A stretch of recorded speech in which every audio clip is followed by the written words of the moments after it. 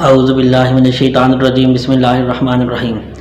جیسے ہی اللہ کے رسول صلی اللہ علیہ وسلم صلح حدیبیہ سے فارغ ہوئے تو اللہ کے رسول صلی اللہ علیہ وسلم نے یہ تہیہ کیا کہ تمام امراء بادشاہوں کو جو ہے وہ خط لکھے جائیں۔ حضرت انس رضی اللہ عنہ سے روایت ہے کہ وہ کہتے ہیں کہ نبی کریم صلی اللہ علیہ وسلم نے کسریٰ اور قیصر اور نجاشی کے نام جو ہے وہ خط لکھنے کا ارادہ فرمایا تو آپ سے عرض کیا گیا کہ وہ صرف سر بمہر خط ہی وصول کرتے ہیں، یعنی کہ ایسا خط وصول کرتے ہیں یا ایسے خط کو ہی پڑھتے ہیں جس کے اوپر مہر لگی ہو۔ تو تب اللہ کے رسول صلی اللہ علیہ وسلم نے چاندی کے حلقے کی انگوٹھی بنوائی اور اس میں محمد رسول اللہ جو ہے وہ نقش کروایا، اور مہر کے طور کے اوپر جو ہے وہ جب اللہ کے پیغمبر نے خط لکھنے شروع کیے تو مہر کے طور کے اوپر اس انگوٹھی کے اوپر جو نقش تھا وہ اس کے اوپر مہر کی طرح لگاتے تھے۔ تو اس طرح اللہ کے رسول صلی اللہ علیہ وسلم نے قیصر روم کی طرف خط بھیجا، حضرت داہیہ کلبی رضی اللہ عنہ کو دے کر بھیجا کہ وہ بصرہ کے حاکم کے پاس لے کر جائیں اور وہ اس کو قیصر روم تک جو ہے وہ پہنچائیں۔ تو وہ خط جو ہے وہ ہرقل روم تک پہنچا۔ تو خط کا جو متن تھا وہ کچھ اس طرح تھا: بسم اللہ الرحمن الرحیم، اللہ کے بندے اور اس کے رسول محمد صلی اللہ علیہ وسلم کی طرف سے ہرقل عظیم روم کی طرف اس شخص پر سلام جو ہدایت کی اتباع کرے، اما بعد میں تمہیں اسلام کی دعوت پیش کرتا ہوں، اسلام لے آؤ، سالم رہو گے اور اللہ تمہیں دوہرا اجر دے گا، اور اگر تم نے روح گردانی کی تو تم پر تمہاری رایا کا بھی گناہ ہوگا۔ یا اہل الکتاب تعالوا الی کلمات سواء بیننا وبینکم اللہ نعبد الا اللہ ولا نشرک به شیئا ولا يتخذ بعضنا بعضا اربابا من دون اللہ فإن تولوا فقولوا اشہدوا بأننا مسلمون۔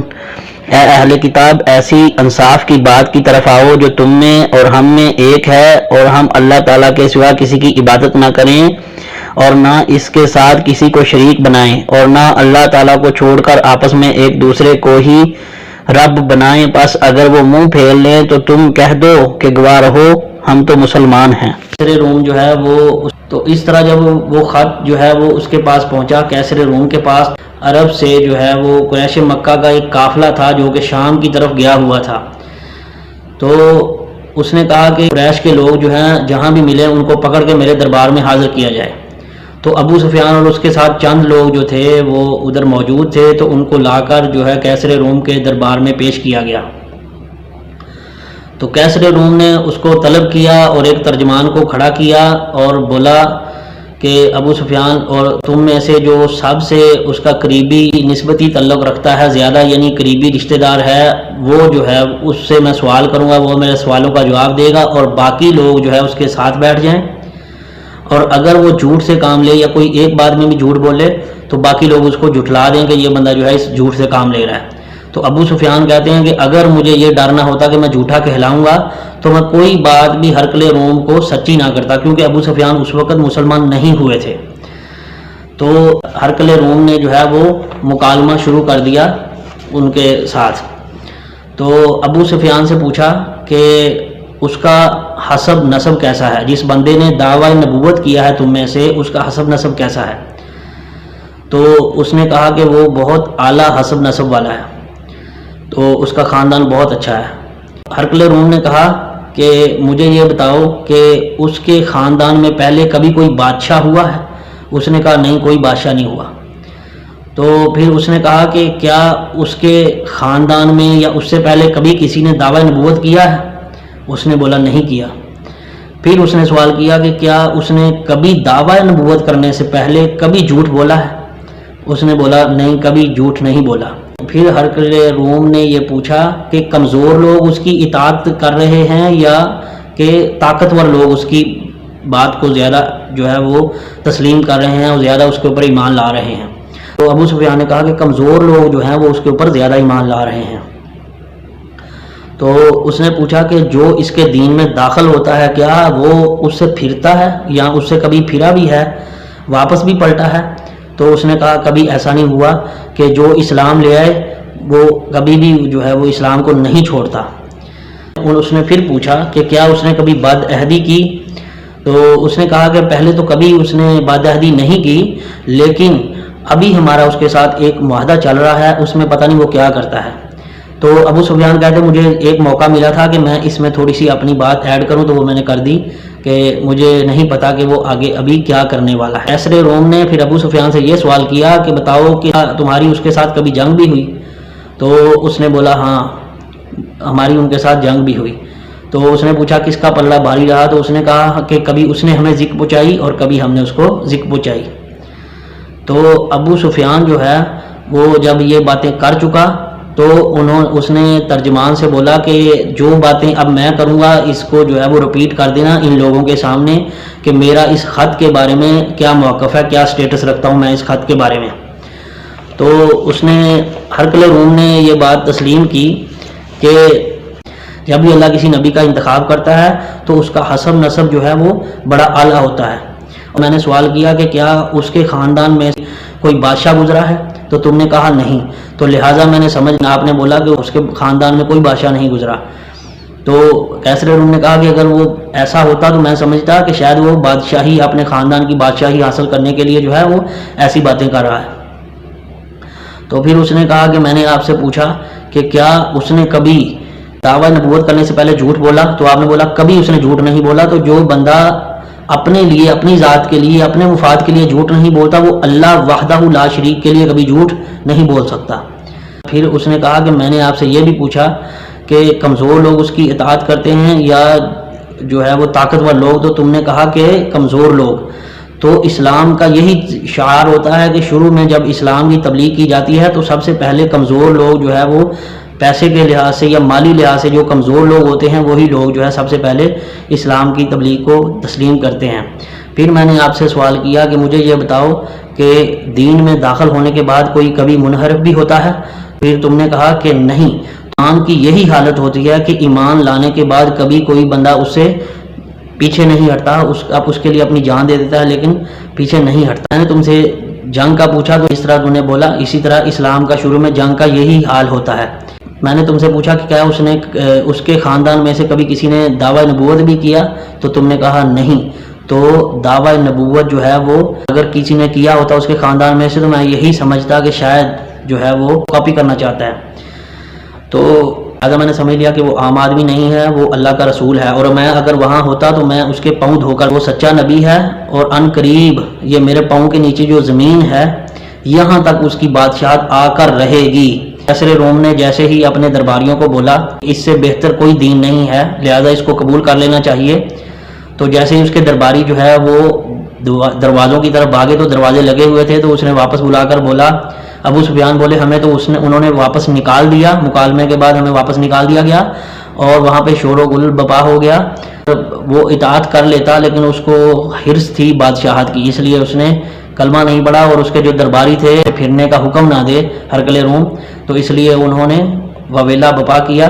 تو اس کے بعد ہرقل روم نے ان کو بولا کہ میں تو آپ کے ایمان کی جو ہے وہ آزمائش کر رہا تھا کہ تم اپنے ایمان میں کتنے مضبوط ہو۔